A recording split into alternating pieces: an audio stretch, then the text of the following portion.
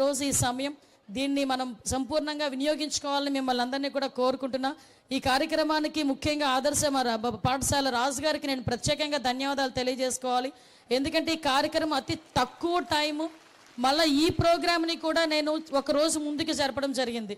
అయినప్పటికీ కూడా ఈ ప్రత్యేకంగా అయినా పర్వాలేదు మేడం గారు, మేము ముందుగానే రెడీగానే ఉన్నామని చెప్పి ఈ ప్రాంగణం మనందరికీ కూడా ఇవ్వడమే కాకుండా చుట్టుపక్కల స్కూల్ నుంచి వచ్చిన వాళ్ళందరినీ కూడా ఇక్కడ ఆత్మీయంగా ఆదరించి ఇక్కడ కూర్చోబెట్టి మా అందరికీ కూడా హోస్ట్ చేసినందుకు ప్రత్యేకంగా ఆదర్శ రాజు గారికి ధన్యవాదాలు తెలియజేసుకుంటూ, ముఖ్యంగా ఈ కార్యక్రమంలో కూడా మీకు విషయం చెప్పాలి.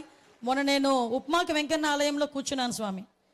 కూర్చొని ఈ రాబోయే కళ్యాణోత్సవానికి ఎలాగ మనం ఏర్పాట్లు చేసుకోవాలి అనుకునేటప్పుడు నాకు చాలా బాగా నమ్మకం ఏంటంటే, ఆ గుడిలో ఉండి ఏదైనా తలంచుకుంటే అది దేవుడు నా చేత చెప్పించాడేమో అని నేను ఎప్పుడు కూడా ఆలోచన చేసుకుంటా.